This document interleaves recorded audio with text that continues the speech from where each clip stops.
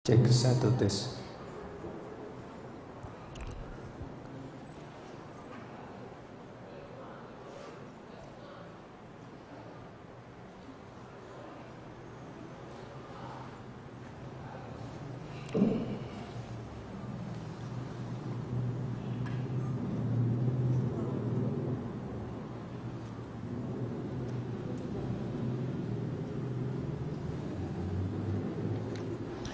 Kita mulai. Bismillahirrahmanirrahim. Assalamualaikum warahmatullahi wabarakatuh.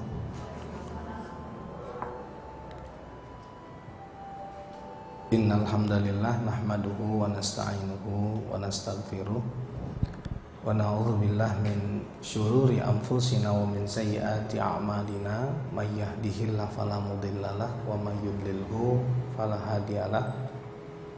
Allahumma fasalli wa sallim wa barik ala sayyidina wa habibina wa syafi'ina wa zuhrina maulana Muhammad wa ala alihi wa sahbihi wa sallim ajmain. Ibu-ibu semua yang saya hormati dan dimuliakan oleh Allah Subhanahu wa taala.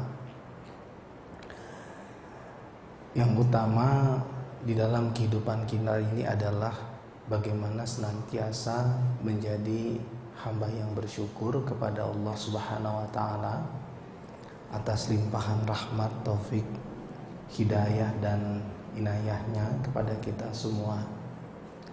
Salawat beriring salam mudah-mudahan senantiasa tercurahkan kepada junjungan kita Nabi besar Muhammad sallallahu alaihi wasallam beserta istri, keluarga dan sahabat beliau. Di dalam rangkaian perjalanan hidup, saya begitu yakin bahwa kita mencari satu kata. Apa itu? Kebahagiaan. Ya, tidak ada di dunia ini orang yang tidak menginginkan kebahagiaan. Semua kita menginginkan, mengharapkan kebahagiaan. Tapi memang tolak ukur atau standar kebahagiaan antara satu dengan yang lainnya tidak sama. Ya, tidak sama. Ada yang berpikir bahwa kebahagiaan itu adalah kalau dia punya rumah yang besar, rumah yang mewah. Ada yang berpikir kalau kebahagiaan itu adalah kalau dia punya harta yang banyak, kendaraan yang bagus. Atau ada yang berpikir kebahagiaan itu kalau punya istri yang cantik, sempurna. Atau ada yang berpikir bahwa kebahagiaan itu kalau punya kedudukan, ya, punya kedudukan. Nah, itu semua kalau menurut saya, karena itu berhubungan dengan hasrat, dengan keinginan, itu bukan kebahagiaan. Tapi itu kepuasan hawa nafsu. Hanya saja banyak orang yang tidak bisa membedakan mana kebahagiaan, mana kepuasan hawa nafsu. Sehingga kepuasan hawa nafsu itulah yang disebut dengan kebahagiaan. Nah, kebahagiaan itu sebetulnya berkaitan erat dengan nilai-nilai kebaikan, ibadah. Ya, nilai-nilai kebaikan atau ibadah. Artinya ketika kita menjalankan kebaikan, ya, satu kebaikan, satu kebahagiaan. Dua kebaikan, dua kebahagiaan. 10 kebaikan, 10 kebahagiaan. 100 kebaikan, 100 kebahagiaan. Makin banyak kebaikan yang kita lakukan setiap waktu, maka kita berarti semakin banyak kebahagiaan yang kita dapatkan. Kenapa? Karena kebahagiaan itu berbanding lurus dengan nilai-nilai kebaikan. Coba kita renungkan. Ya, ibu-ibu coba renungkan. Misalnya di dalam suasana Ramadan. Kenapa kita begitu bahagia sekali dalam suasana Ramadan? Karena dari sejak kita bangun tidur sampai kita akan tidur, ya, sejak kita bangun tidur sampai akan tidur, itu aktivitas kita itu semuanya penuh kebaikan dan keberkahan, maka suasana hati kita itu bahagia sekali. Ketika kita berada di tanah suci misalnya, ya, berada di tanah suci, suasana hati kita, ya, suasana hati kita itu bahagia sekali. Kenapa? Karena aktivitas ibadah dan kebaikan kita di tanah suci itu sangat maksimal. Nah, itu contoh. Jadi semakin banyak kebaikan atau ibadah yang kita kerjakan, maka kita semakin bahagia. Ada kebahagiaan di dalam sholat, pasti. Ada kebahagiaan di dalam ibadah puasa, pasti. Ada kebahagiaan di dalam silaturahim, pasti. Ada kebahagiaan di dalam menuntut ilmu, pasti. Ada kebahagiaan di dalam sedekah, pasti. Ada kebahagiaan di dalam persaudaraan, pasti. Ada kebahagiaan di dalam hubungan baik dengan tetangga, pasti.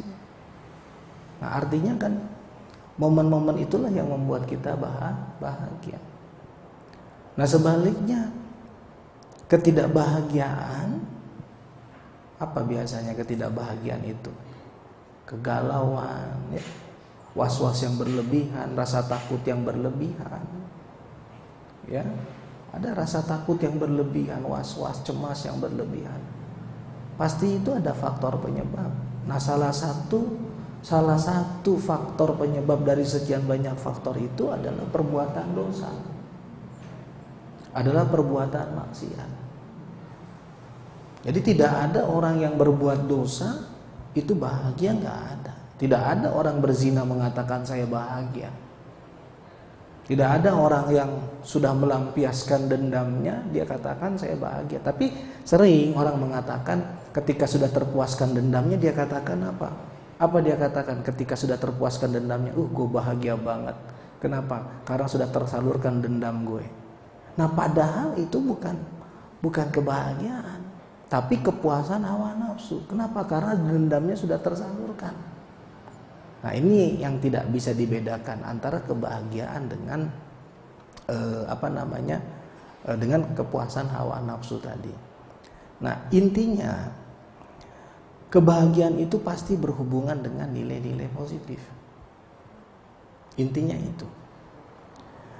Sebaliknya bahwa ketakutan, kegalauan yang berlebihan, rasa was-was yang berlebihan itu juga berhubungan dengan salah satu faktornya berhubungan dengan nilai-nilai negatif. Sekali lagi ingin saya katakan, tidak ada orang yang bermaksiat itu berbahagia, nggak ada. Kira-kira kenapa?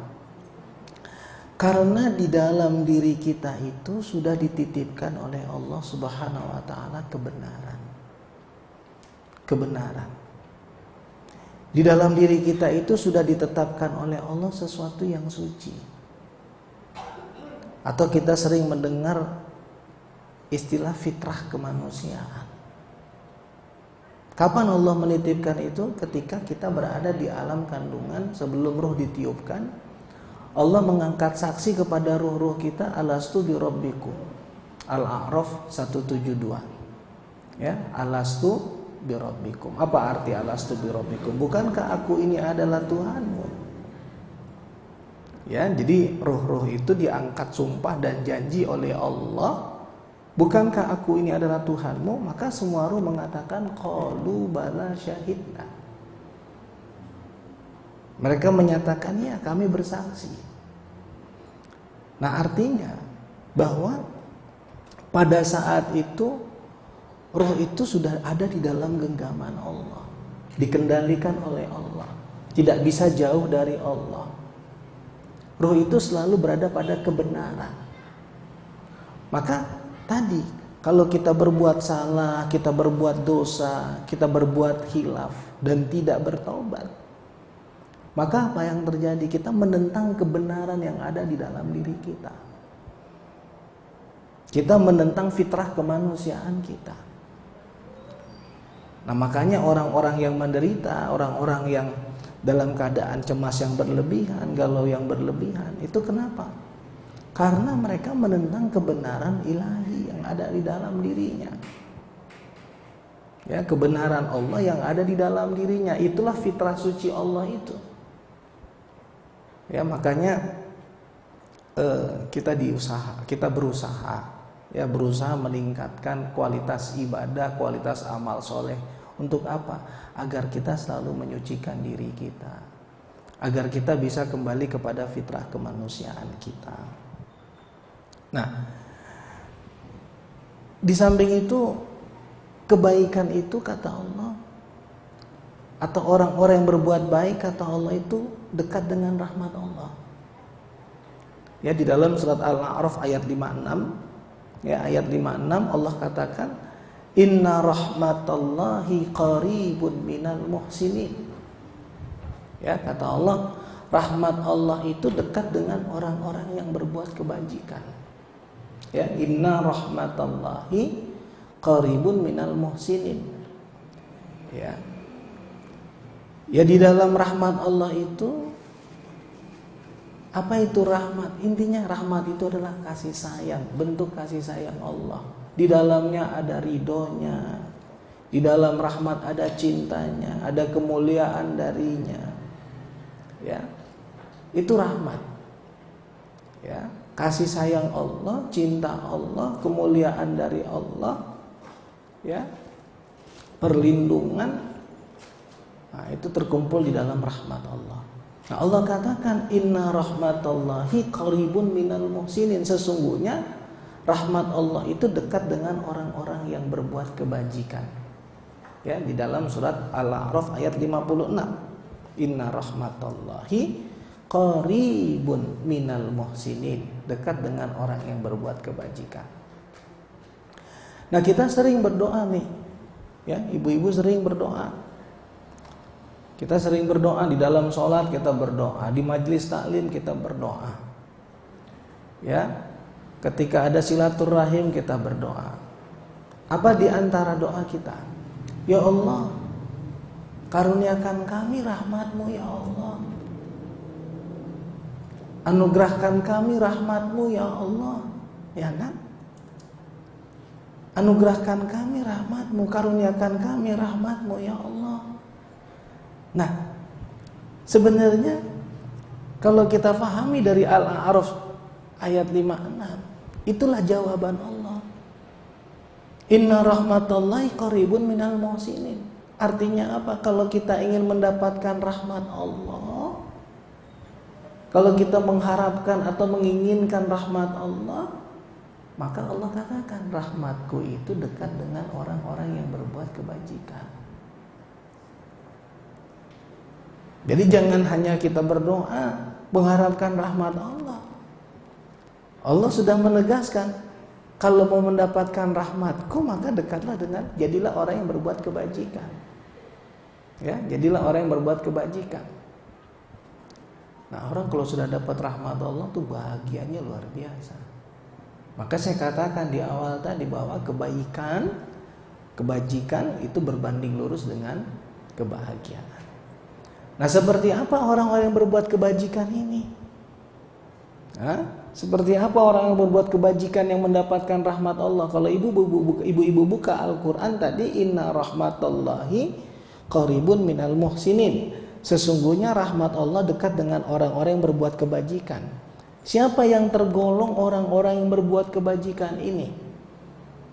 Siapa tergolong? Yang tergolong kepada orang-orang yang berbuat kebajikan. Di dalam surat Luqman, surat 31 ayat 2. Saya mulai dari ayat 2. Hudan wa rahmatan, hudan wa rahmatan. Nah, kita baca hudan wa rahmatan lil muhsinin. Ya. Jadi tilka ayatul kitabil hakim, itulah ayat-ayat Al-Qur'an yang mengandung hikmah. Ayat-ayat Al-Quran yang mengandung hikmah. Jadi seluruh ayat Al-Quran itu mengandung hikmah, mengandung pelajaran. Ya, pelajaran untuk hidup, pelajaran untuk bahagia. Nah, Allah katakan hudan wa rahmatan lil muhsinin. Hudan wa rahmatan lil muhsinin. Petunjuk dan rahmat. Nah, kalimat hudan di situ adalah petunjuk yang konkret, petunjuk yang jelas, petunjuk menuju kebaikan, petunjuk menuju ketakwaan, petunjuk yang tidak diragukan kebenarannya. Itu kalimat huda itu. Saya tinggal di Joglo, datang ke Cinere. Nah, butuh apa? Butuh petunjuk jalan. Butuh petunjuk jalan. Tinggal di Joglo, ujung Jakarta Barat, datang ke Cinere, butuh petunjuk jalan. Kalau nggak ada petunjuk jalan, jangan-jangan nggak sampai ke Cinere. Ya, nggak sampai ke Cinere, butuh petunjuk jalan. Ya, kita beli mobil, kita tanya manual booknya ada nggak? Butuh kita petunjuk bagaimana menggunakan kendaraan. Butuh petunjuk itu kita. Ya. Kita beli AC. Ya, beli AC, beli televisi, beli kulkas. Begitu kita bedah kardusnya, yang kita cari mana manual booknya, ya kan? Buku untuk mengoperasionalkan barang-barang tersebut. Nah, bayangkan apalagi hidup. Ya, apalagi kehidupan. Kehidupan ini tentu kita butuh bimbingan. Nah, yang membimbing kita itu siapa? Allah. Ya, yang membimbing kita itu siapa? Allah. Dari mana kita dapatkan bimbingan Allah? Baca Al-Quran. Makanya orang kalau nggak pernah baca Al-Quran nggak akan dapat hidayah. Susah dapat hidayah, dapat petunjuk. Dan Al-Quran itu bukan hanya dibaca, ibu-ibu, ya, tapi difahami, dihayati, ya, ditadaburkan. Nah, itu namanya huda. Warahmatan, apa itu warahmatan? Tadi warahmatan itu kasih sayang Allah, cinta Allah, kemuliaan dari Allah, kemudahan dalam setiap urusan dari Allah. Ya. Nah, atau disebut hudan itu sendiri merupakan bentuk kasih sayang Allah kepada kita. Makanya salah satu nikmat terbesar yang diberikan Allah kepada kita itu adalah hudan itu sendiri, hidayah itu, petunjuk itu. Nah, untuk apa? Hudan wa rahmatan untuk siapa? Lil muhsinin, kata Allah. Nah, tadi ada kalimat inna rahmatallahi qaribun minal muhsinin. Sesungguhnya rahmat Allah dekat dengan orang-orang yang berbuat kebajikan. Nah, sekarang Allah katakan di dalam surat Luqman, hudan wa rahmatan lil muhsinin, petunjuk dan rahmat bagi orang yang muhsinin. Siapa? Alladzina yuqimunas shalah. Alladzina yuqimunas shalah. Jadi orang yang berbuat kebajikan, kata Allah itu, yang utamanya apa? Mendirikan sholat. Alladzina yuqimunas shalah. Awwalu ma yuhasabu bihil abdu as-shalah. Yang pertama dihitung dari seorang hamba adalah sholatnya. Fa in saluhat saluha kullu, fa in fasadat fasada kullu. Kalau baik sholatnya baik amalnya, kalau rusak sholatnya rusak amalnya. Nah, jadi kebaikan utama di dalam kehidupan kita itu adalah sholat. Ya, makanya ayat-ayat sholat itu mendominasi perintah-perintah yang lain. Ya, allazina yuqimunas shalah, orang-orang yang mendirikan sholat. As-sholatu imaduddin, faman aqamaha faqad aqamaddin, faman tarakaha faqad hadamaddin. Sholat itu adalah tiang agama. Yang mengerjakan atau mendirikan sholat maka mendirikan agama, yang meninggalkan sholat maka menghancurkan agama. Nah, apa urgensi sholat di dalam kehidupan kita? Kita tahu tadi bahwa sholat itu adalah induk dari seluruh kebaikan. Ya, kalau kita mau dapat rahmat Allah, kalau kita ingin berbahagia, kita menjadi orang-orang yang berbuat kebajikan, dan yang utama itu adalah sholat. Nah, apa urgensi sholat di dalam kehidupan kita? Di dalam surat Al-Baqarah ayat 153, ya, Al-Baqarah 153, Allah katakan, ya ayyuhalladzina amanusta'inu bis-sabri was-shalah. Ya ayyuhalladzina amanu sta'inu bis-sabri was-shalah. Wahai orang-orang yang beriman, minta tolonglah kamu dengan sabar dan sholat. Wahai orang-orang yang beriman, minta tolonglah kamu dengan sabar dan sholat. Jadi dua perisai utama diberikan Allah ya kepada kita, dua perisai utama ya diberikan Allah kepada kita. Apa yang pertama? Yaitu sabar. Yang kedua apa? Itu sholat. Kalau minta tolong kepada Allah, minta tolong melalui sabar dan sholat. Nah di ayat 153, Allah katakan, apa kata Allah? Walanabluwannakum bisyai'in minal khawfi. Kami akan uji kamu dengan sedikit rasa takut. Minal khawf. Warju, lapar. Wa naqsim minal amwal. Apa wa naqsim minal amwal? Berkurangnya harta. Nggak setiap saat kita punya rezeki, punya harta. Pasti ada saatnya berkurang harta kita. Wa naqsim minal amwal. Wal anfus, jiwa, pengorbanan jiwa, perasaan. Wasamarat, buah-buahan. Nah, Allah katakan wa basyiris sabirin, beri kabar kepada orang-orang yang sabar, alladzina idza asabathum musibah qalu inna lillahi wa inna ilaihi rajiun. Beri kabar kepada orang-orang yang sabar yang apabila mereka mendapatkan ujian, musibah, mereka mengatakan, ya Allah, sesungguhnya kami adalah milik Allah dan hanya kepada Allah kami kembali. Inna lillahi wa inna ilaihi rajiun. Ada hubungan menurut saya antara Al-Baqarah 153 itu dengan 155. Di Al-Baqarah 153 itu Allah mengatakan minta tolonglah kamu dengan sabar dan sholat. Kenapa? Karena di 155 kamu pasti menghadapi berbagai problematika hidup. Benar gak? Ada nggak manusia yang tidak mengalami problematika hidup, tidak menemukan problematika hidup, tidak menemukan masalah? Nggak ada. Setiap manusia pasti menghadapi masalah, pasti menghadapi ujian, pasti menghadapi cobaan. Makanya kalau kita jangan berdoa, ya Allah, aku nggak kepengen diuji, dicoba lagi oleh Engkau ya Allah. Itu jawabannya cuma satu, kematian. Ya. Jadi bersyukur kalau kita masih diuji oleh Allah, itu tandanya kita masih hidup. Ya, kita masih ada kehidupan. Ya. Nah, ada urgensi tadi antara perintah Allah, minta tolonglah kamu dengan sabar dan sholat, dengan apa? Dengan ujian hidup. Ya. Jadi apapun kalau saya yakin, saya sangat yakin, apapun masalah hidup kita, apapun cobaan yang kita hadapi di dalam kehidupan ini, seberat apapun masalah hidup itu,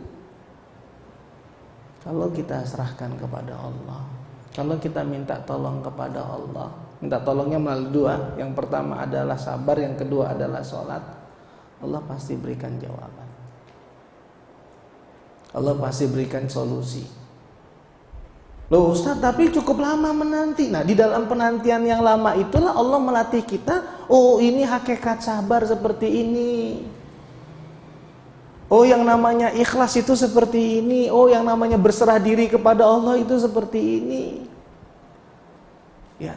Jadi ketika kita menghadapi berbagai cobaan masalah hidup itu, kita kan menunggu sampai ada jawaban dari Allah. Ketika kita menunggu itulah kita dilatih sabar sebenarnya. Ketika kita menunggu itulah kita dilatih ikhlas sebenarnya. Ketika kita menunggu itulah kita dilatih, oh, tawakal itu seperti ini ternyata. Tapi yang jelas Allah sudah memerintahkan kepada kita. Apa perintah Allah? Minta tolonglah kamu dengan sabar dan sholat. Jadi ada kekuatan sholat di situ, kekuatan sabar dan kekuatan sholat. Dan memang di dalam sholat itu, ketika kita membaca Al-Fatihah pun Ya, itu penegasan tauhid kita kepada Allah. Ya, ketika kita sholat, apa kita nyatakan? Iyyaka na'budu wa iyyaka nasta'in. Ya Allah, hanya kepadamu-lah kami menyembah ya Allah. Hanya kepadamu-lah kami menyembah ya Allah. Iyyaka na'budu wa iyyaka nasta'in. Hanya kepadamu-lah kami menyembah dan hanya kepadamu-lah kami memohon pertolongan ya Allah. Nah, duduk di antara dua sujud. Doa yang kita baca duduk di antara dua sujud itu doa yang sangat komprehensif. Menyangkut seluruh kebutuhan hidup kita. Bayangkan. Itu doa di antara dua sujud itu menyangkut seluruh kebutuhan hidup kita. Rabbighfirli warhamni wajburni warfa'ni warzuqni wahdini wa'afini wa'fu anni. Ampuni dosaku, sayangi aku, angkat derajatku, anugerahkan rezeki kepadaku. Tunjukkan aku jalan yang benar, lapangkan rezekiku, sehatkan badanku, wa'afini wa'fu anni, maafkan kesalahanku. Itu doa yang sangat komprehensif. Nah, makanya yang namanya sholat itu jangan sampai hanya sekedar menggugurkan kewajiban. Jangan sampai ibadah sholat itu hanya sekedar kita mengerjakan sholat, hanya sekedar menggugurkan kewajiban. Kalau kita pahami ayat tadi, kita harus mampu menggali ada apa di balik sholat ini. Kenapa Allah mengatakan minta tolonglah kamu dengan sabar dan sholat? Dan Allah kaitkan perintah itu dengan bahwa engkau akan menghadapi berbagai cobaan ujian, walaupun cobaan hidupmu itu sedikit dibandingkan nikmat-nikmat Allah. Karena Allah mengatakan kalimat di situ dengan kalimat bisyai'in, dengan sedikit rasa takut, sedikit lapar. Nah, kalimat bisyai'in itu sedikit bisa diartikan sedikit karena apa? Karena dibandingkan nikmat-nikmat Allah yang lain, ya dibandingkan nikmat-nikmat Allah yang lain, maka sesungguhnya cobaan hidup itu sangat kecil, sangat sedikit. Tuh. Nah, di ayat yang lain surat Al-Ma'arij, surat 70. Ya, surat 70. Di dalam surat 70 Al-Ma'arij Allah katakan ayat 19, ya, dimulai dari ayat 19.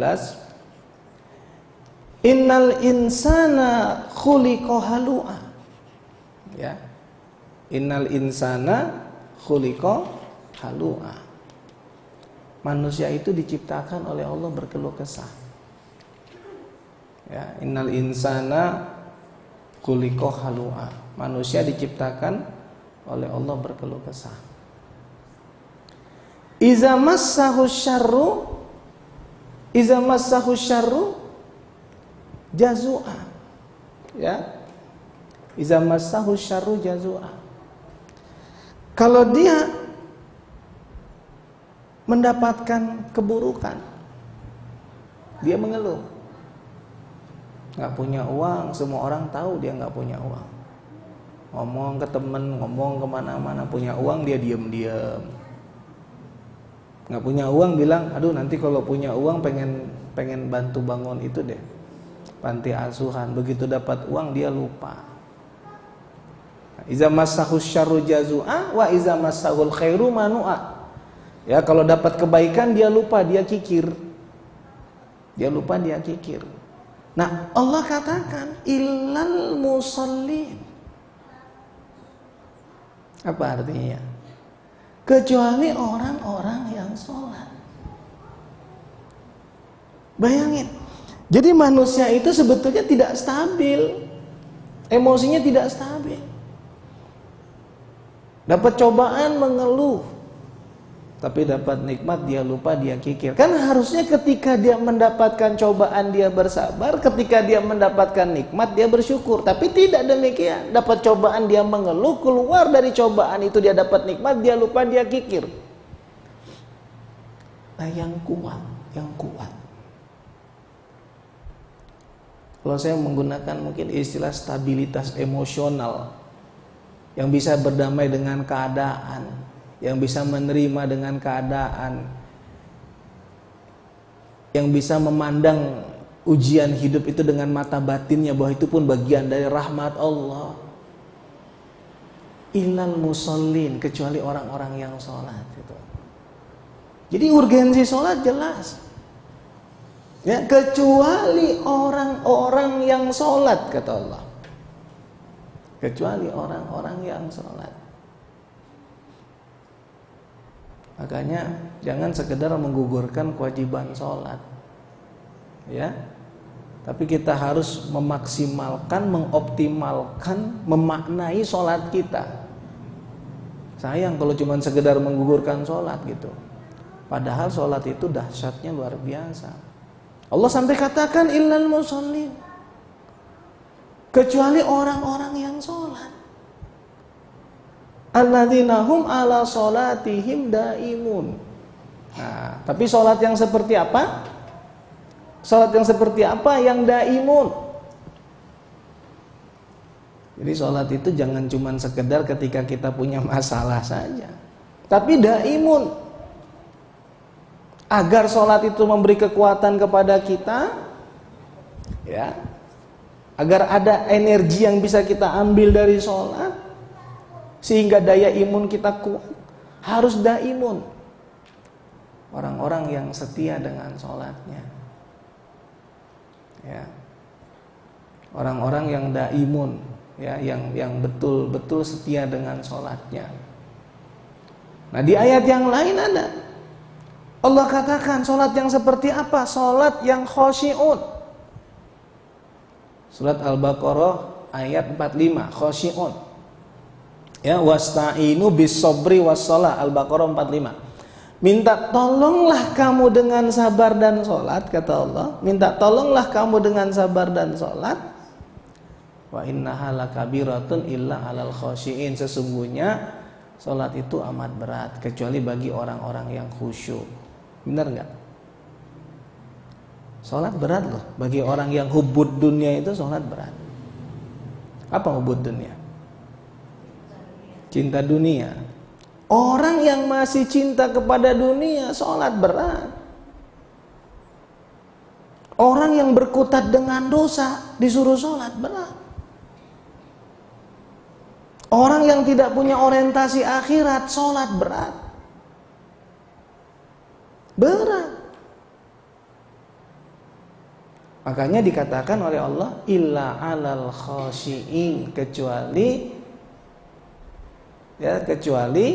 bagi orang-orang yang khusyuk. Nah, siapa orang yang khusyuk? Allazina yazunnuna annahum mulaqu rabbihim wa annahum ilaihi raji'un. Nah, orang yang khusyuk itu adalah orang yang yakin bahwa mereka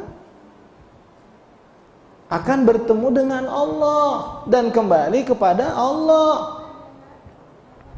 Jadi yang disebut dengan khusyuk itu sebenarnya bahwa kita punya keyakinan di dalam sholat, ya, bahwa kita akan bertemu dengan Allah dan kembali kepada Allah, bahwa kita akan mati.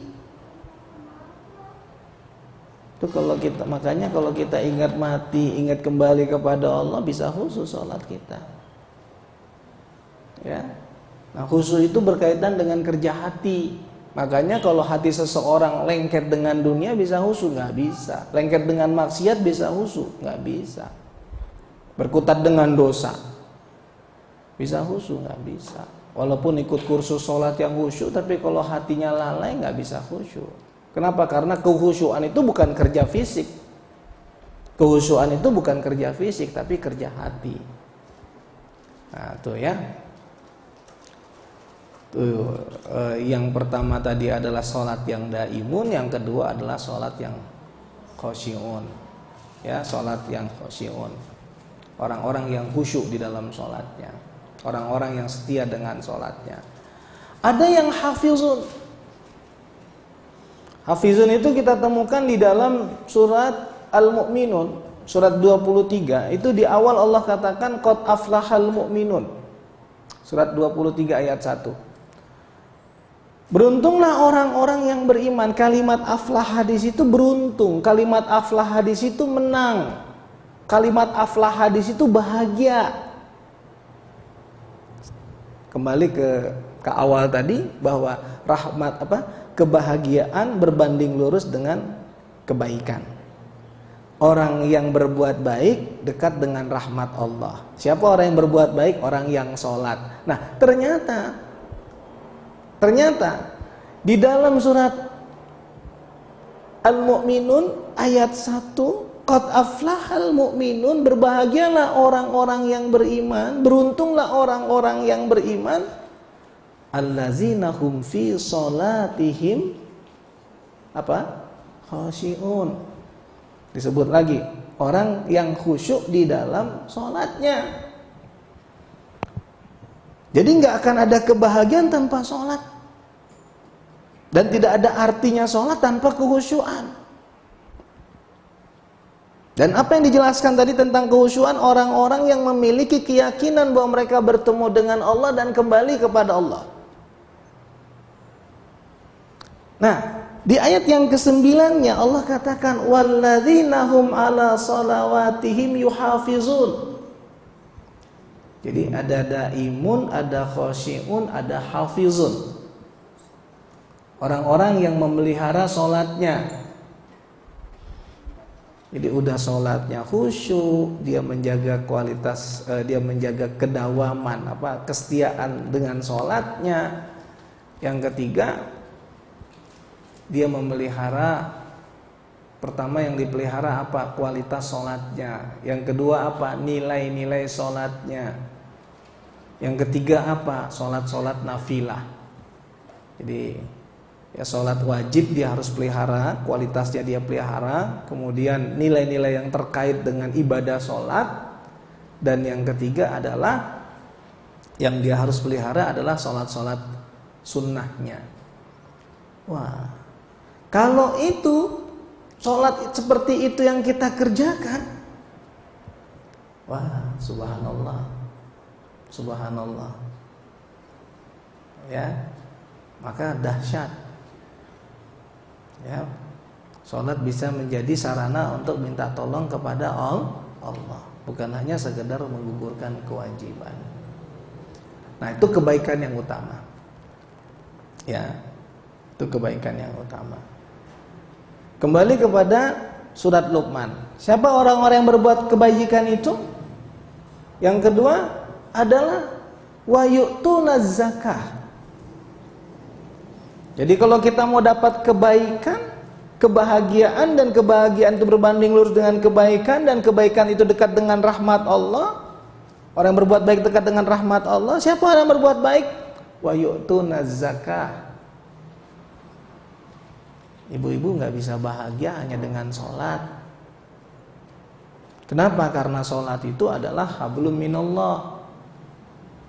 Harus disempurnakan dengan hablum minan nasnya. Hablum minan nasnya itu apa? Az-zakah.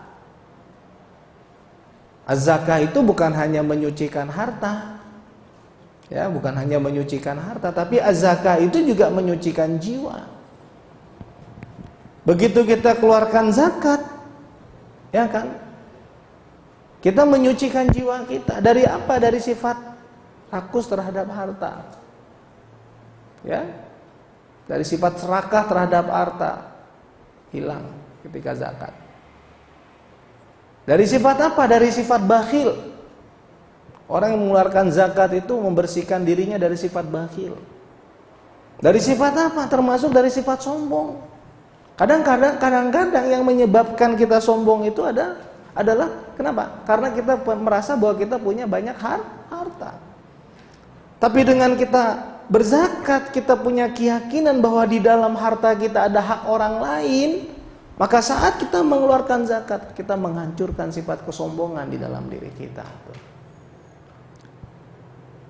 Jadi kalau kita mau dapat rahmat Allah, jadilah orang yang berbuat kebajikan. Dan orang yang berbuat kebajikan itu siapa? Orang yang menunaikan zakat. Nah, yang ketiga, wahum bil akhirati hum yuqinun. Wahum bil akhirati hum yuqinun. Itulah orang-orang yang beriman dengan kehidupan akhirat. Ya, beriman dengan kehidupan akhirat. Wahum bil akhirati hum yuqinun. Salah satu rukun iman kita itu, ya, Salah satu rukun iman kita itu adalah keimanan terhadap kehidupan akhirat. Apa itu kehidupan akhirat? Yaumul kiamat. Apa itu kehidupan akhirat? Yaumul ba'ats, hari kebangkitan. Apa itu kehidupan akhirat? Yaumul hisab, hari perhitungan. Ya. Hari pembalasan, hari perhitungan, hari kebangkitan. Nah, kualitas ibu-ibu, kualitas kita, kualitas keyakinan kita terhadap kehidupan akhirat, ya, kualitas keimanan kita terhadap kehidupan akhirat itu mempengaruhi seluruh pola hidup kita. Benar gak? Kenapa pakai hijab? Hah? Iya, tahu hukumnya wajib, tapi kan dipengaruhi oleh keyakinan bahwa nanti di akhirat saya akan diminta pertanggungjawaban oleh Allah. Kenapa nggak berani berbuat dosa? Karena saya yakin bahwa di akhirat nanti ada hari perhitungan. Atus alunna yauma izin anin naim, kau akan ditanya tentang nikmat yang dianugerahkan Allah kepadamu. Dan kita dari banyak ayat, ada beberapa ayat misalnya walal akhiratu khairul laka minal ula, akhirat itu jauh lebih baik daripada dunia. Ya. Kan itu sudah menjadi keyakinan kita bahwa ada kenikmatan yang jauh lebih baik daripada dunia. Sehingga kita tidak tertipu dengan kenikmatan dunia. Itulah kenikmatan akhirat. Dan pintu gerbangnya kenikmatan akhirat itu adalah kematian. Mau masuk surga mau, tapi mau mati enggak, kan enggak bisa. Nah, walal akhiratu khairul laka minal ula, akhirat itu jauh lebih baik daripada dunia. Wal akhiratu khairu wa abqa. Kalau yang pertama itu di dalam surat Ad-Duha, yang kedua di dalam surat Al-A'la. Wal akhiratu akhirat itu jauh lebih baik dan lebih kekal daripada dunia. Wal akhiratu khairu wa abqa. Nah, ini keyakinan, kesadaran, keimanan ibu-ibu kita terhadap kehidupan akhirat itu mempengaruhi cara hidup kita, mempengaruhi sikap kita, mempengaruhi perilaku kita, ya kan? Cara bicara, cara berjalan, cara bergaul, cara menjalani hidup rumah tangga, termasuk mendidik anak dan lain-lain selama di dunia ini, itu dipengaruhi oleh keimanan kita kepada akhirat. Jadi kalau ada orang yang berbuat dosa, ada orang yang berbuat salah, ada orang yang cinta kepada dunia, ada orang yang seakan-akan dia yakin bahwa dunia ini tempat abadi, itu menunjukkan bahwa dia tidak beriman kepada kehidupan akhirat. Makanya orang yang beriman kepada kehidupan akhirat itu tergolong orang yang berbuat kebajikan, tergolong muhsinin kata Allah. Nah, jadi kalau ada di antara doa kita, ya Allah karuniakan kami rahmat-Mu ya Allah, cukup pahami surat Al-A'raf 56. Allah katakan, dijawab oleh Allah, rahmatku dekat dengan orang-orang yang berbuat kebajikan. Inna rahmatallahi qaribun minal muhsinin. Udah pasti bahagia dong. Ya, kalau kita dapat rahmat Allah, sudah pasti bahagia. Ya, dengan catatan, dengan syarat menjadi orang-orang yang berbuat kebajikan. Nah, ada di surat yang lain, surat Ali Imran. Ya, surat Ali Imran ayat 134. Ya, surat Ali Imran ayat 134. Allazina yunfiquna fis sarra wad darra. Allazina yunfiquna fis sarra wad darra. Orang yang menafkahkan hartanya, allazina yunfiquna fis sarra wad darra. Orang yang menafkahkan hartanya di kala lapang dan di kala sempit. Orang yang menafkahkan hartanya di kala lapang dan di kala sempit. Wal kaziminal ghaiz, orang yang mampu menahan marah. Wal afina anin nas, orang yang memaafkan kesalahan orang lain. Nah, ini justru ayat ini menunjukkan hablum minan nasnya dominan di sini. Kalau tadi ada hablum minallahnya. Ya. Jadi yang namanya kebajikan itu menyangkut dua unsur. Yang pertama adalah hablum minallah, yang kedua adalah hablum minan nas. Nah, di ayat Ali Imran 134 ini, allazina yunfiquna fis sarra wad dharra, orang yang menafkahkan hartanya di kala lapang dan di kala sempit, hablum minan nas. Tapi hablum minan nas ini perintah siapa? Perintah Allah. Wal kaziminal ghaiz, orang yang mampu menahan marah, hablum minan nas. Tapi ini pelajaran dari siapa? Dari Allah. Wal afina anin nas. Apa wal afina anin nas? Memaafkan kesalahan orang lain, hablum minan nas. Tapi perintah siapa? Perintah Allah.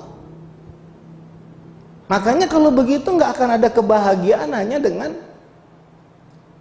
sholat, hanya dengan ibadah-ibadah vertikal kepada Allah, tanpa menghadirkan kesalehan sosial kita. Nah, kemudian di akhir ayat Allah katakan, wallahu yuhibbul muhsinin.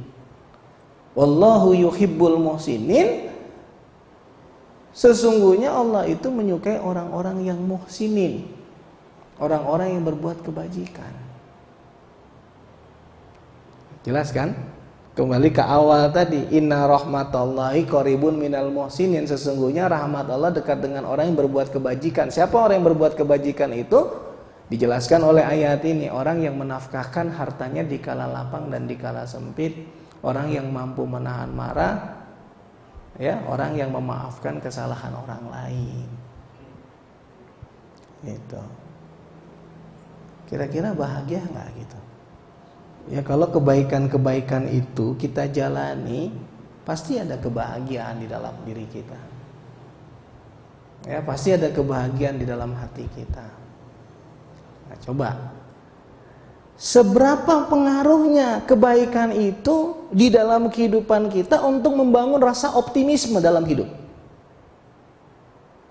Seberapa pengaruhnya kebaikan-kebaikan ibadah, tadi ibadah dan kebaikan-kebaikan yang kita lakukan di dalam membangun rasa optimisme kita di dalam hidup. Coba kalau kita sudah banyak melakukan kebaikan, pasti ada rasa optimis di dalam hidup. Ya. Optimis menjalani kehidupan ini. Kenapa? Karena ada keyakinan bahwa Allah beserta kita. Kan tadi kan rahmat Allah beserta orang yang berbuat baik. Berarti ada keyakinan di dalam diri kita bahwa Allah itu menyertai setiap langkah kehidupan kita. Bahwa Allah itu mengetahui setiap langkah kehidupan, menyertai setiap langkah kehidupan. Di dalam surat Fussilat, surat 41, ya, surat 41 ayat 30-31, surat Fussilat, itu ditegaskan oleh Allah, ibu-ibu sekalian, innal ladzina qalu rabbunallah. Ya, innal ladzina qalu rabbunallah. Sesungguhnya orang-orang yang mengatakan Tuhan kami adalah Allah. Sumastaqamu, kemudian mereka beristiqomah. Nah, itu sebetulnya ayat yang ini pun seperti menegaskan ayat-ayat yang lain yang tadi sudah kita pahami itu. Jadi kalau kita sudah berkeyakinan bahwa Tuhan kita adalah Allah, kemudian kita menjalankan perintah Allah, menjauhi larangan Allah, nah, ya, sumastaqamu, istiqomah di jalan Allah, tatanazzalu alaihimul malaikah, malaikat turun memberi kabar gembira, alla takhafu wala tahzanu, alla takhafu wala tahzanu, ya, jangan kamu takut, jangan kamu bersedih hati. Nah, jelas, ya, orang yang sudah menjalankan perintah Allah, berbuat baik di jalan Allah itu nggak pernah takut dan tidak pernah bersedih hati. Allah takhafu wa la tahzanu. kira-kira begini. Kalau ada orang yang berbuat dosa, ya, coba nih, orang yang berbuat dosa, sering berbuat dosa. Kemudian suatu ketika dia punya masalah.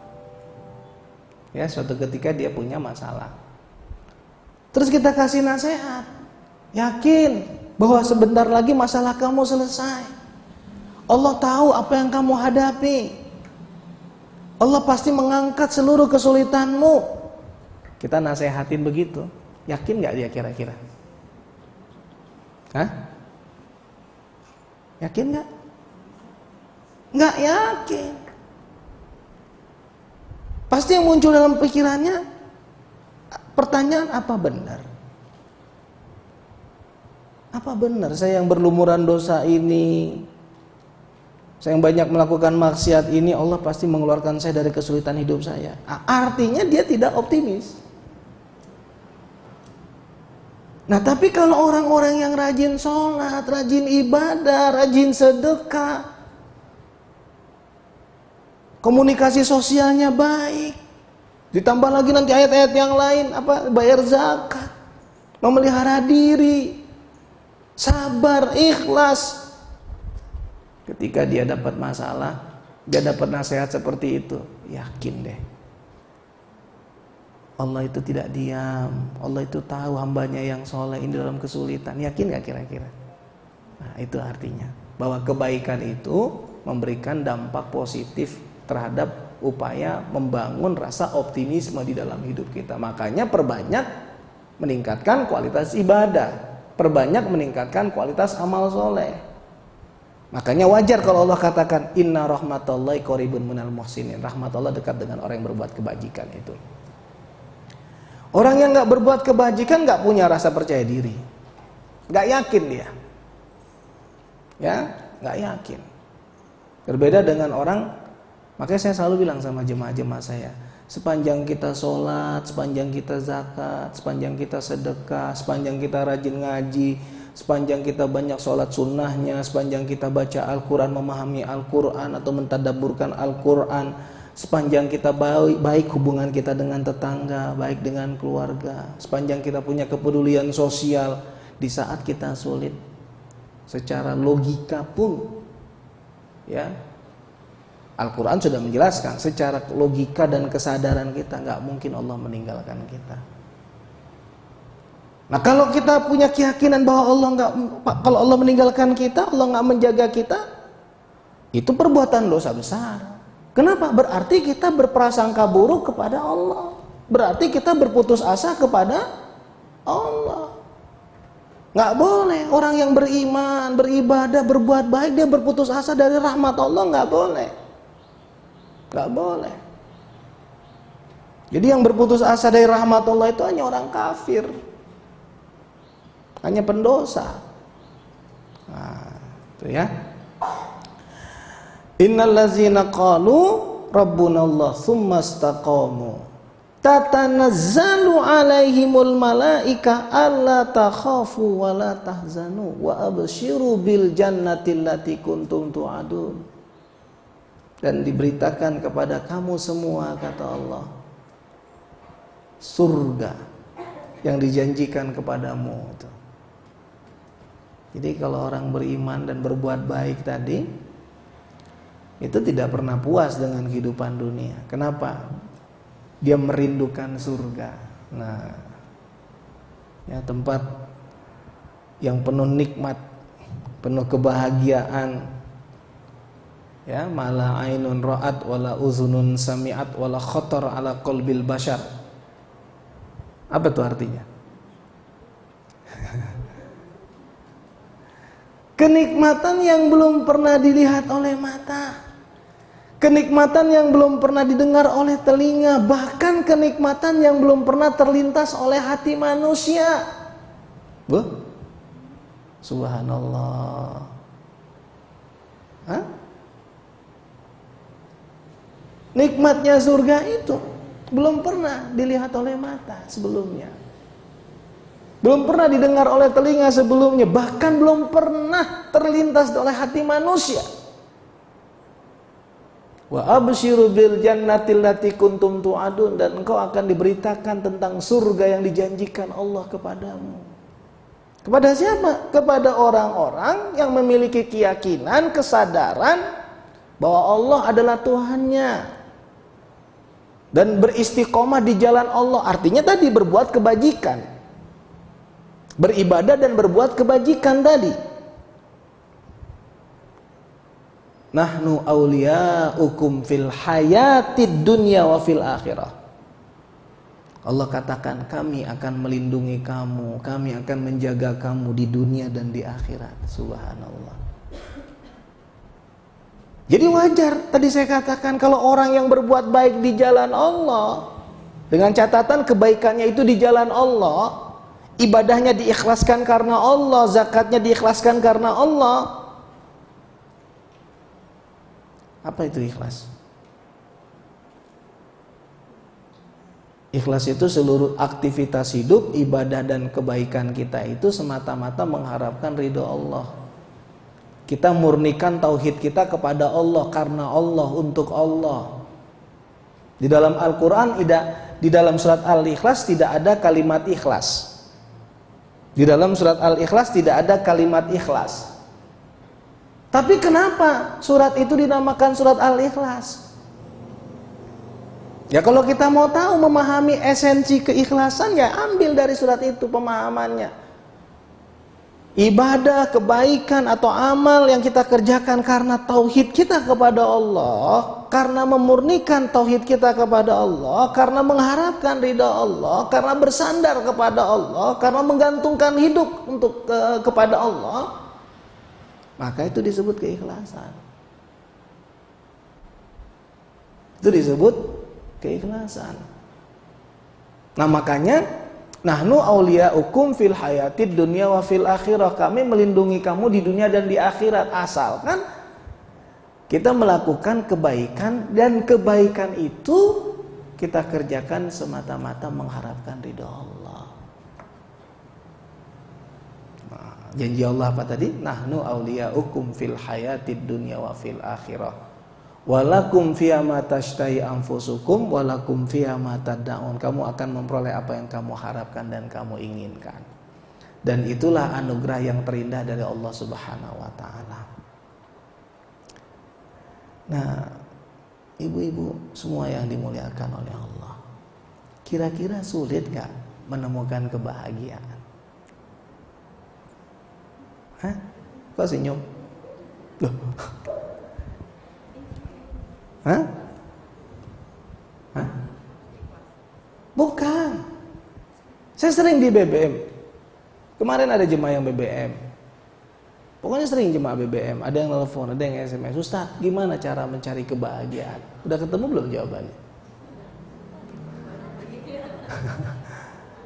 Hah? Jadi nggak ada kebahagiaan di rumah yang besar, nggak ada. Manfaat rumah, nggak ada kebahagiaan di harta yang banyak, tapi manfaat harta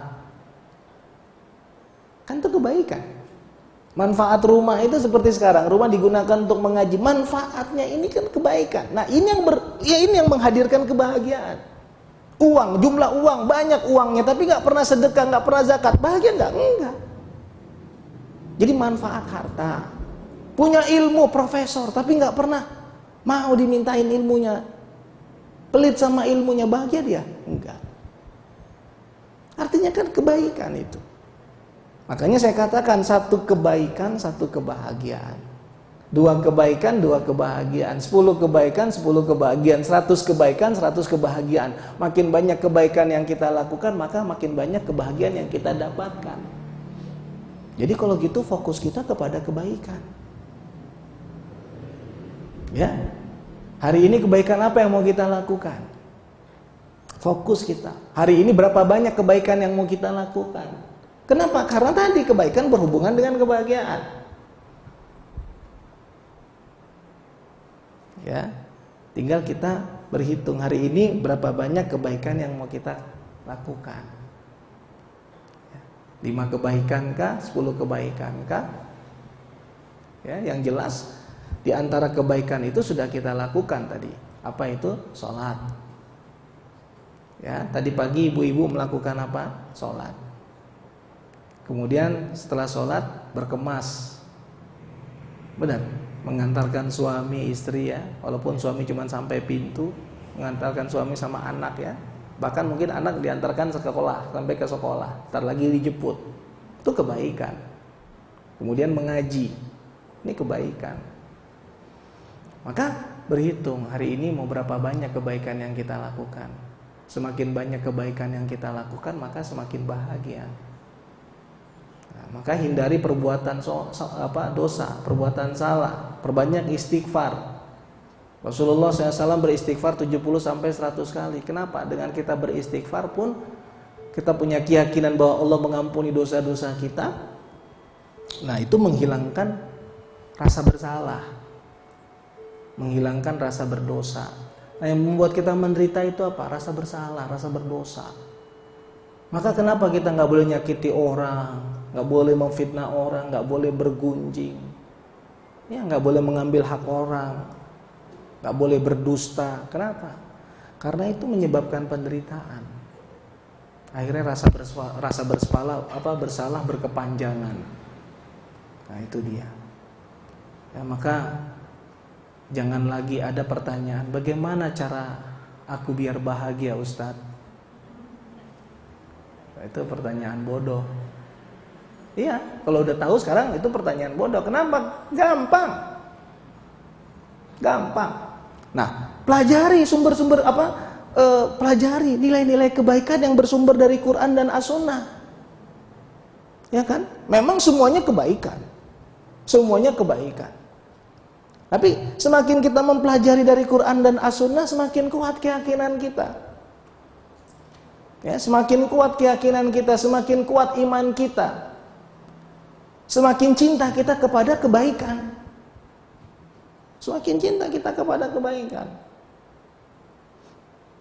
Nah, ini ada lagi yang menarik ini. Di dalam surat Ar-Ra'd, surat 13. Ya, surat 13 Ar-Ra'd. Ya, surat 13. Nah, saya bacakan artinya aja ya, ayat 18. Ayat 18. Bagi orang-orang yang memenuhi suruhan Tuhan. Siapa nih orang-orang yang memenuhi suruhan Tuhan? Siapa nih? Kita. Tadi kan sholat, zakat, sedekah, pengaji, ya kan? Menjaga kesolehan. Nah, itu bagi orang-orang yang memenuhi seruan Tuhan, mereka disediakan balasan yang baik. Nah, balasan yang baik. Nah, apa balasan yang paling baik buat kebaikan? Apa balasan yang baik buat ketakwaan? Yang paling baik surga dan ridhonya Allah. Ya, surga dan ridhonya Allah.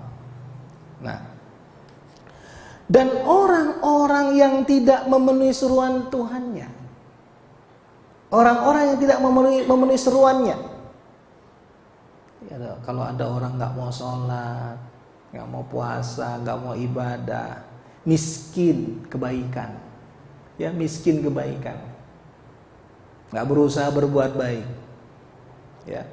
Sekiranya mereka memiliki semua yang ada di bumi, ya, sekiranya mereka memiliki semua yang ada di bumi, ditambah sebanyak itu lagi, berarti 2 bumi, ya, niscaya mereka akan menebus dirinya dengan itu. Ya, niscaya mereka akan menebus dirinya dengan itu. Nah, jadi sebetulnya harga ketaatan, nilai ketaatan, nilai kepatuhan, nilai iman, nilai Islam, nilai kebaikan yang ibu-ibu sudah jalani ini, itu kalau ditimbang dengan 2 bumi, kekayaan 2 bumi, nggak ada apa-apanya itu kekayaan 2 bumi itu. Makanya kalau bersyukur itu jangan berpikir apa? Kan tadi kalau digambarkan kekayaan 2 bumi itu materi kan? Jadi jangan bersyukur itu nunggu dapat uang baru bersyukur. Nunggu dapat harta baru bersyukur, nunggu dapat rezeki baru bersyukur. Syukurilah nikmat iman, nikmat Islam, nikmat hidayah yang diberikan Allah kepada kita yang tidak ternilai. Tak ternilai. Nikmat yang paling agung, nikmat yang paling besar.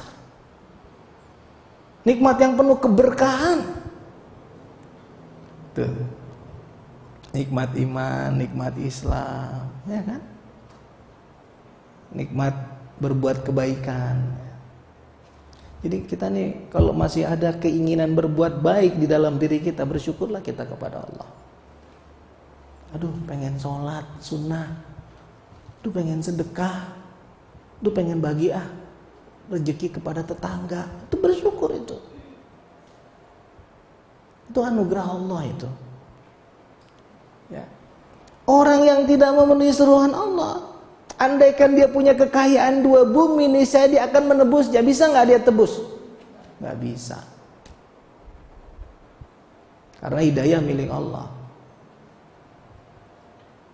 Fabi ayyi ala'i rabbikuma tukadziban. Maka nikmat mana lagi dari nikmat-nikmat Allah yang kita dustai. Nah, maka apakah sama orang yang mengetahui bahwa apa yang diturunkan Tuhan kepadamu adalah kebenaran dengan orang yang buta?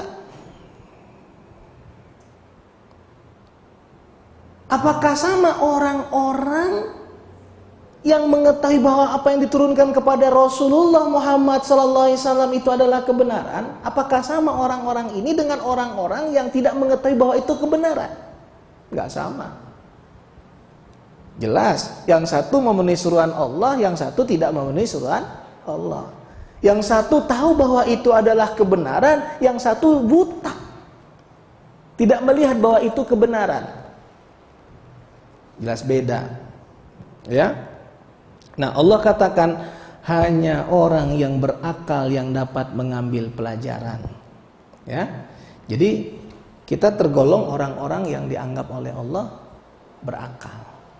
Ya, dianggap oleh Allah orang yang berakal. Ya, kalau dalam bahasa Al-Qur'an yang lain disebut dengan ulul albab. Ya, ulul albab, orang yang berakal. Nah, kalau tapi ulul albab ini lebih sempurna. Alladzina yatafakkaruna fi khalqis samawati wal ard, ya, waqtilafil laili wan nahar la ayatil lil albab. Alladzina yadhkurunallaha qiyaman wa qu'udan wa 'ala junubihim wa yatafakkaruna fi khalqis samawati wal ard. Ya, ulul albab itu orang yang senantiasa berzikir mengingat Allah. Ya, ketika berdiri, ketika duduk, ketika berbaring, artinya setiap waktu di dalam kehidupannya, dan orang yang senantiasa bertafakur tentang penciptaan langit dan bumi itu ulul albab itu. Nah, kita termasuk orang-orang yang berakal kata Allah. Orang yang tahu kebenaran dan tahu kewajiban, tahu harus berbuat baik, nah itu orang berakal itu. Yaitu orang-orang yang memenuhi janji Allah dan tidak melanggar perjanjian. Pernah nggak kita berjanji kepada Allah? Pernah kan? Alastu bi rabbikum qalu bala syahidna. Bukankah aku adalah Tuhanmu? Maka semua kita menyatakan, ya Allah, Engkaulah Tuhan kami. Harusnya begitu kita menjalani hidup ini, kita tidak boleh melanggar perjanjian kita kepada Allah. Artinya mengikuti perintah Allah, menjauhi larangan Allah.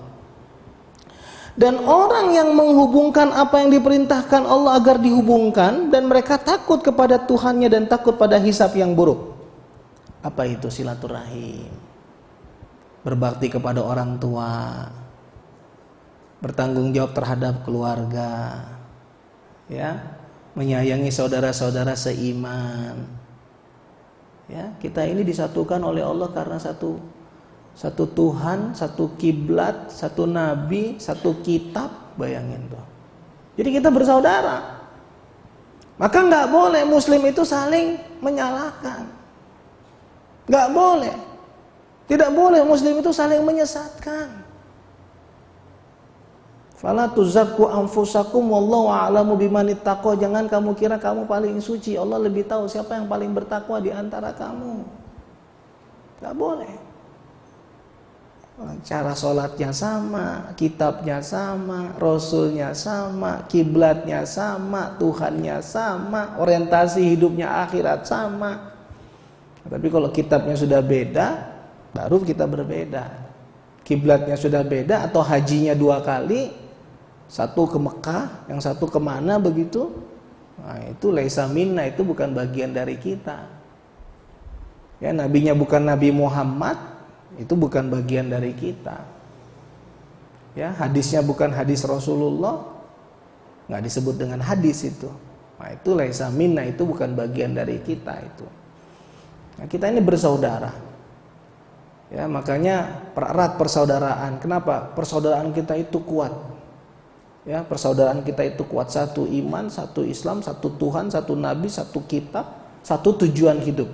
Semua kita dibuat satu tujuan hidup kita. Apa itu? Akhirat. Semua. Dalam kesadaran orang yang beriman, kalau dia benar-benar beriman, dia betul-betul mempelajarinya dengan sepenuh hatinya dari Quran dan As-Sunnah, dia pasti punya tujuan hidup akhirat. Dan itu hebat, subhanallah. Coba kita lihat di Mekah itu. Berapa juta manusia itu? Kalau di musim haji berapa juta manusia itu, tata cara sholatnya sama. Ya kan? Imam cuman kasih komando, sawu sufufakum. Sawu sufufakum.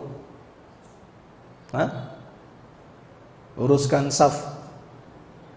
Ya kan? Seluruh dunia, dari seluruh penjuru dunia, bangsa-bangsa. Ya, bukan hanya dari kota-kota besar, tapi dari pedalaman-pedalaman. Dalam hitungan nggak sampai 1 menit, saf-saf sudah rapi, lurus rapi.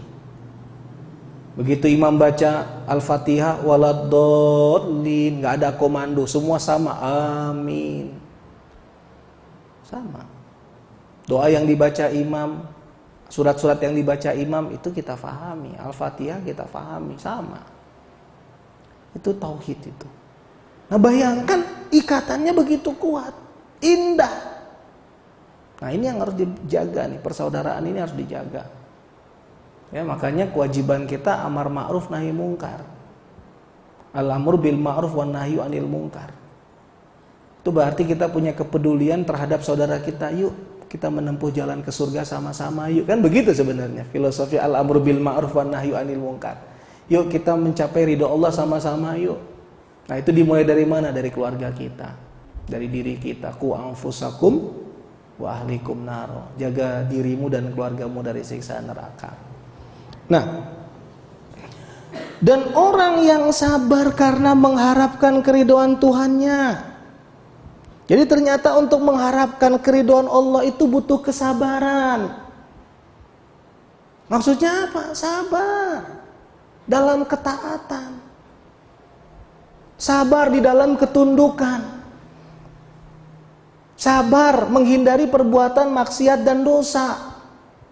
Sabar menghadapi berbagai cobaan ujian hidup. Walaupun kita dicoba, kita diuji oleh Allah, tetap meningkat kualitas ibadah kita. Ada yang diuji dengan masalah rumah tangga. Ada diuji dengan masalah rumah tangga. Dia bilang, aku harus sabar ya. Iya. Tapi kemudian karena waktu jarak dengan kehidupan rumah tangga berikutnya jauh, berzina misalnya. Ngomongnya di sini sabar, tapi berzina. Sebelum dia menikah lagi berzina. Nah, itu tidak sabar namanya. Kenapa? Karena sabar itu sabar dalam ketaatan, sabar dalam menghindari dari perbuatan maksiat, sabar menghadapi cobaan ujian hidup dari Allah. Jadi walaupun kita diuji, kita dicoba oleh Allah, tetap ibadah, tetap taat. Tetap kuat menghadapi cobaan hidup itu. Nah, lagi-lagi Allah katakan di sini, ya, di antara mengharapkan keridhaan Tuhannya itu apa? Melaksanakan sholat. Ya, melaksanakan sholat. Jadi lagi-lagi disebut sholat. Ya. Salat ini sebagai tolak ukur kebaikan. Jadi nggak akan ada kebaikan tanpa salat sebenarnya. Ya, nggak ada kebaikan tanpa salat. Yang utama itu sholat dulu. Ya, banyak nggak yang diajarkan dalam sholat? Oh banyak. Apa Bu yang diajarkan dalam sholat itu? Keikhlasan diajarkan dalam sholat. Sepanjang kita sholat kita mendapatkan pelajaran ikhlas, sabar, syukur di dalam sholat itu. Tunduk, rendah hati. Nah, belajar rendah hati. Kapan? Waktu kita sujud itu, ya. Waktu kita sujud, membangun komitmen kepada Allah. Kapan? Inna sholati wa nusuki wa mahyaya wa mamati lillahi rabbil alamin itu. Ya. Mendirikan sholat, menginfakkan sebagian rezeki yang kami berikan kepada mereka secara sembunyi-sembunyi atau terang-terangan. Ya. Lagi-lagi infak, sedekah. Ya, jangan takut nih. Ya, di antara kebaikan itu adalah juga bersedekah, berinfak. Gak akan ada berkurangnya harta dengan sedekah, gak akan ada itu. Ya, gak akan ada. Nah, cuman jangan selalu berpikir kalau bersedekah dapatnya uang lagi. Jangan selalu berpikir begitu dong. Itu minim imannya itu. Loh ya, jangan berpikir kalau menjedekahkan 1 dapat 10. Kalau Allah bilang aku mau kasih kamu rezeki, kesehatan, keluarga yang bahagia, anak yang soleh, kehidupan yang berkah, itu jauh lebih berharga dari uang. Maka percayakan saja sama Allah. Kalau kita sedekah, percayakan sama Allah. Allah tahu apa yang terbaik buat aku. Allah tahu apa yang terbaik buat keluargaku. Allah tahu apa yang terbaik buat hidupku. Gak selalu begitu sedekah. Aduh, sedekah hari ini 1 biar dapetnya 10. Dagang dia. Gak selalu begitu. Orang cerdas itu sudah melampaui itu. Walaupun itu ada di dalam Al-Quran. Justru dia bagaimana memberikan, menjaga niatnya. Sedekah itu semata-mata karena Allah. Biarlah Allah yang tahu apa kebutuhan saya sesungguhnya. Benar gak? Bisa diganti Allah bukan uang, tapi diganti Allah anak yang soleh. Anak kita jadi soleh, keluarga kita jadi bahagia, rezeki kita jadi berkah. Apa yang kita dapat jadi berkah dan cukup. Orang tua kita dengan anak-anaknya akur. Itu makomnya udah lebih tinggi itu.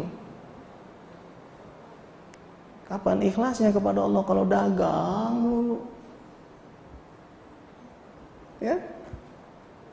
Ada dalam Al-Quran Ustaz, ada masalul ladzina yunfiquna amwalahum fi sabilillah kamasali habbatin ambatat sab'a sanabila fi kulli sumbulatin mi'atu habbah wallahu yudha'ifu liman yasha wallahu wasi'un alim. Bagi orang-orang yang berat bersedekah, dia dimotivasi oleh ayat itu mungkin. Tapi bagi orang-orang yang imannya, makomnya sudah baik, udah sedekah karena Allah. Yakin Allah akan beri yang terbaik di dalam hidupnya itu. Yang jelas sudah dijelaskan oleh Rasulullah, sedekah itu tidak mengurangi harta. Apa yang kita minta?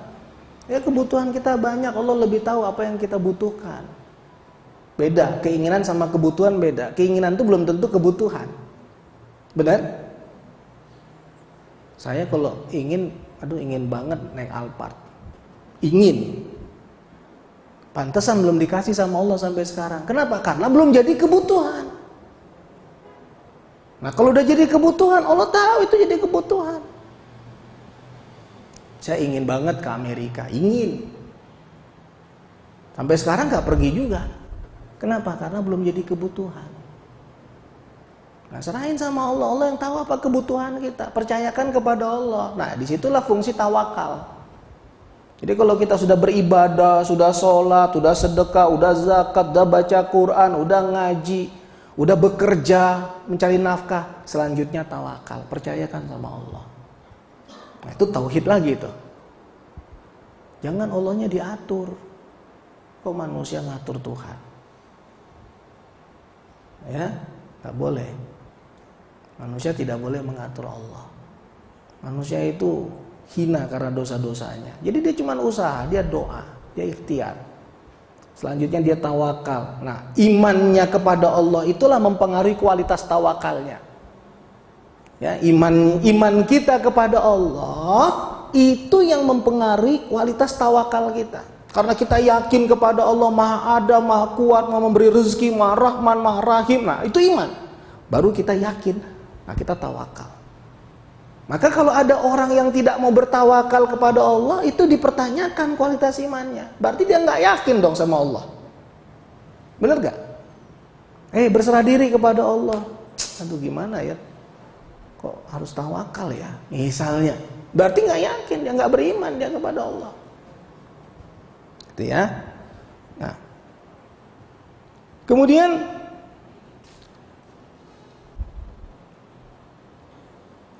serta menolak kejahatan dengan kebaikan. Orang itulah yang mendapatkan tempat kesudahan yang baik. Nah, kita ini nggak pernah lepas dari dosa, ya kan? Kalau kita bicara umur, kita sebetulnya bisa nih sedikit mengingat perjalanan hidup kita. Kira-kira banyakkan umur untuk dosa atau banyakkan umur untuk ibadah? Kan gitu kan? Bener kan? Kira-kira kalau kita introspeksi diri, kira-kira banyakkan waktu, kesempatan hidup umur kita untuk maksiat, perbuatan dosa, atau banyak untuk ibadah? Kan gitu. Gak usah dijawab, jawab masing-masing aja dalam hati. Cepet amat dosa. Loh, artinya gini, kalau seseorang umurnya 40 tahun misalnya, baru mulai berhijab 35 tahun, 37 tahun misalnya. Kemudian dia mengaji di usia 37 tahun itu dia mengaji, mulai ngaji sampai usia mulai dari 37 tahun pakai hijab, dia mengaji, dia sadar, dia berbuat kebaikan. Kan baru 3 tahun usia kebaikannya istilahnya. Kan sebetulnya sedikit dibandingkan usia berdosanya, usia pakai tank topnya, usia pakai you can see-nya, usia kumpul-kumpul sama temen di kafenya zaman dulu, ya kan? Kan baru 3 tahun. Tapi bagi Allah nggak ada masalah, bukan waktu 3 tahunnya, tapi kesungguhannya di dalam bertobat, kesungguhannya di dalam meminta ampun, kesungguhannya di dalam melakukan kebaikan.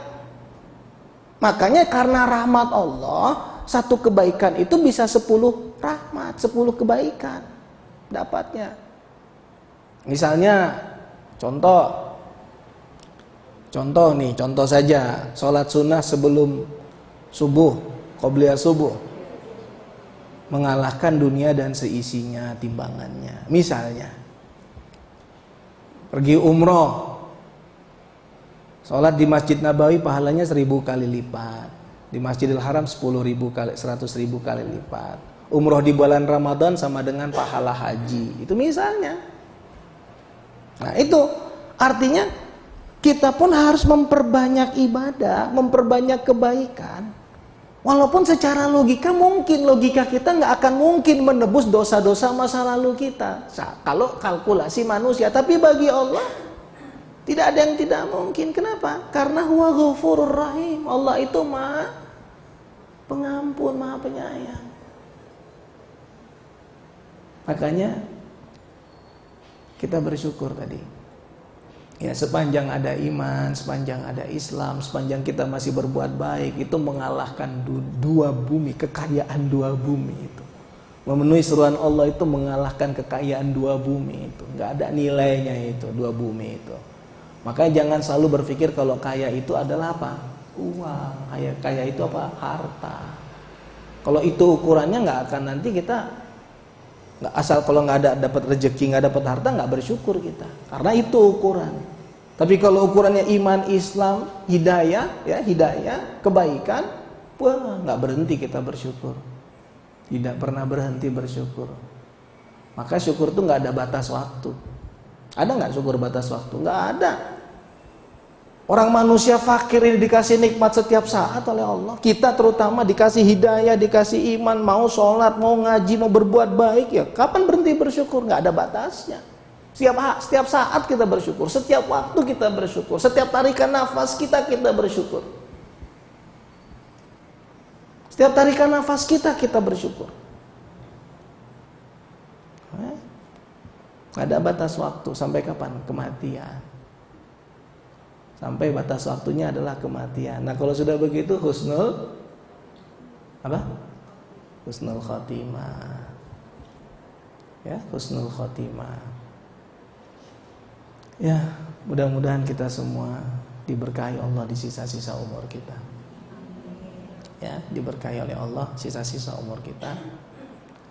Dan kita mampu memaknai hidup kita. Ya, setiap detik, setiap saat. Usia berkurang, amal ibadah bertambah. Ya kan? Benar gak?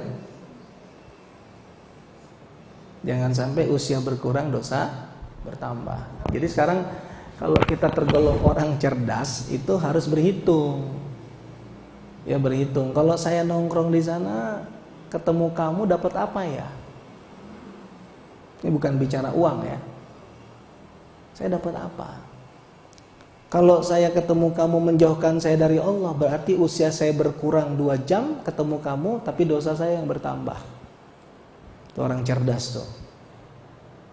Yuk kita arisan, ada apa aja di arisan itu? Apa aja kegiatannya? Berapa jam saya harus alokasikan dari umur saya ke situ? Kan gitu, dihitung dari kita yang menghitung. Kira-kira 1,5 jam dapat apa saya di sana? Nah, kalau kira-kira dapatnya dosa, berarti umur berkurang, dosa bertambah. Oh tapi di situ ada arisan, tapi juga manggil ustadz, ngaji, pengajian, ceramah dulu baru arisan. Ah, saya mau datang.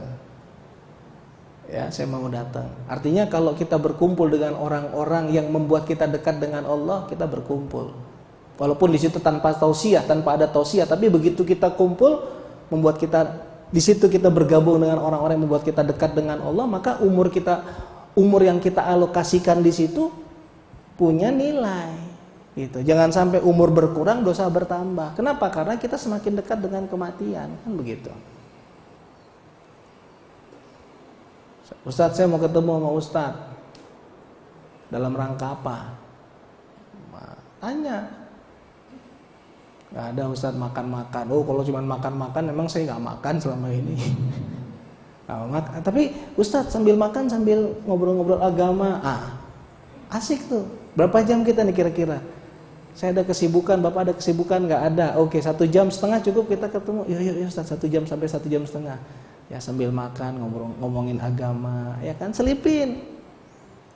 Ngomong-ngomong tentang Allah, tentang iman, tentang Islam, tentang kebaikan, tentang surga, tentang neraka. Agar apa?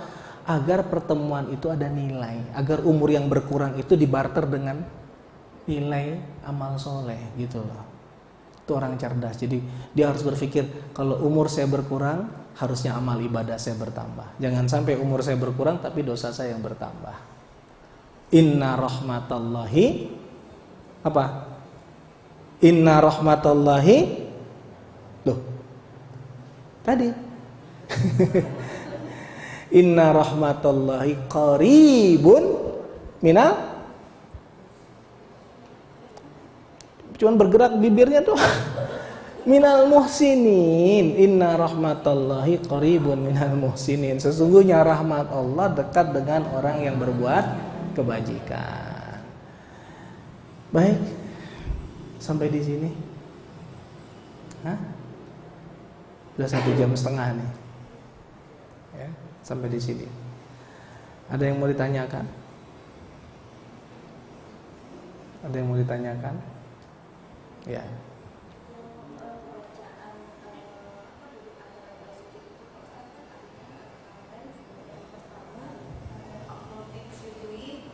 Warhamni itu ampun ya Allah, ampuni aku. Nah yang terakhir itu adalah wa'fu anni, kan maafkan aku. Nah itu ada perbedaannya apa tuh Pak Ustaz? Karena ada yang ampuni, terakhir maaf. Ya, Allah itu Maha Pengampun dan Allah itu Maha Pemaaf, ya kan? Nah, pengampun itu kan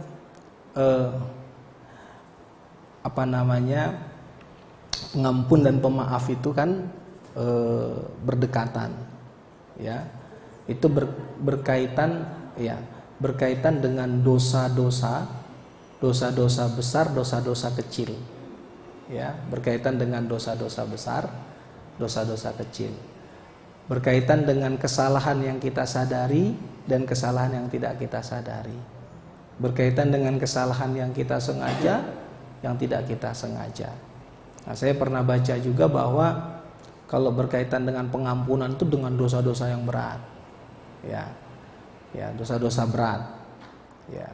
Tapi kalau pemaaf itu dosa-dosa yang ringan. Nah, tapi juga ada pendapat bahwa itu berkaitan juga dengan seluruh dosa dan kesalahan kita. Ya, seluruh dosa. Jadi setiap sesuatu yang mengganjal di hati kita, merasa bersalah, merasa berdosa, nah itu kita bisa menggunakan wahai zat yang maha mengampuni dan maha memaafkan kesalahan hambanya. Gitu ya. Cukup? Ya. Ada lagi?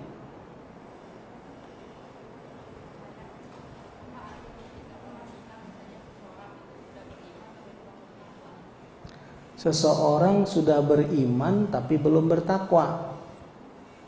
Siapa bisa jawab? Seseorang itu sudah beriman tapi belum bertakwa.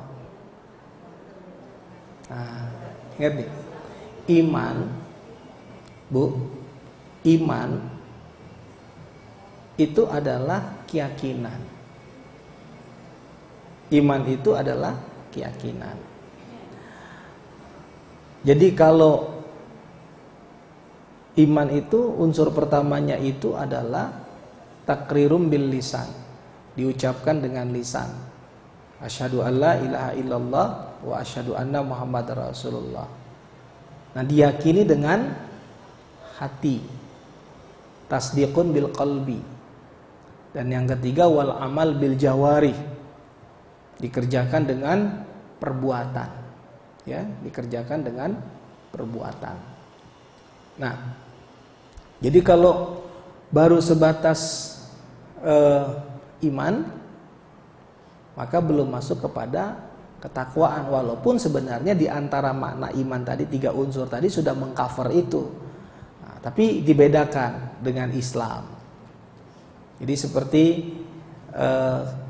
syahadat, sholat. Syahadat pun masih masuk ke dalam Islam. Sholat, puasa, zakat, haji itu Islam. Nah, jadi iman saja belum cukup, maka harus Islam. Ya, Islam masih belum cukup, harus ihsan. Nah, ihsan ini anta'budallah ka'annaka tarah, fa illam takun tarah fa innahu yarak. Kau sembah Allah seakan-akan engkau melihatnya. Jika engkau tidak melihatnya, yakinlah bahwa Allah melihatmu. Nah, itu pemahaman dari hadis. Tapi juga bisa difahami bahwa ihsan itu adalah selalu merasa diawasi oleh Allah. Maka dengan demikian akhlak kita harus selalu baik. Nah, jadi kesempurnaan takwa itu sebenarnya adalah iman, Islam, ihsan. Ya, jadi harus ada akhlak yang baik, perilaku yang baik, tutur kata yang baik, perbuatan yang baik. Nah, itu disebut oleh Said Hawa juga di dalam bukunya. Ya, iman, Islam, ihsan itu adalah ketakwaan sebenarnya. Maka kalau begitu nggak cukup yakin, tapi harus beribadah. Nggak cukup beribadah, harus beramal soleh, berakhlak. Ya, harus berakhlak yang mulia. Ya, al-akhlak al-karimah, ya, harus melakukan akhlak-akhlak yang mulia. Nah, penekanannya di akhlak itu Rasulullah menyatakan innama bu'istu li utammima makarimal akhlak, sesungguhnya aku diutus untuk menyempurnakan akhlak. Ya, jadi orang yang beriman belum tentu bertakwa tadi ya. Tapi orang bertakwa sudah pasti beriman, karena di dalam ketakwaan itu ada keimanan, ada keislaman, ada ibadah, ada ketaatan, ketundukan, di dalamnya ada akhlak. Ya, cukup. Udah 11:30 lewat, cukup sampai di sini. Mudah-mudahan semua diberkahi oleh Allah hari ini. Ini majelis ilmu adalah majelis ampunan, majelis rahmat, majelis kemuliaan. Ya, mari kita berdoa. menutup kajian kita hari ini. A'udzubillahi minasyaitonirrajim. Bismillahirrahmanirrahim. Alhamdulillahirabbil alamin wassalatu wassalamu ala asyrafil anbiya wal mursalin wa ala alihi washabbihi ajmain. Allahumma ighfir lana wa liwalidina warhamhuma kama rabbayana shighara. Rabbana zalamna anfusana wa illam taghfir lana wa tarhamna lanakunanna minal khasirin. Allahumma inna nas'aluka al-huda wat-tuqa wal-afaf wal-ghina. Allahumma innaka afuwwun karim tuhibbul afwa fa'fu anna ya karim. Allahumma inna ala dzikrika wa syukrika wa husni ibadatik. Rabbana taqabbal minna innaka antas samiul alim wa tub alaina innaka antat tawwabur rahim. Rabbana atina fid dunya hasanah wa fil akhirati hasanah wa qina adzabannar. Wa sallallahu ala Muhammadin wa ala alihi washabbihi wasallim ajmain walhamdulillahi rabbil alamin. Assalamualaikum warahmatullahi wabarakatuh. Kita tutup dengan kafaratul majlis dulu. Subhanakallahumma wa bihamdika asyhadu an la ilaha illa anta astaghfiruka wa atubu ilaik.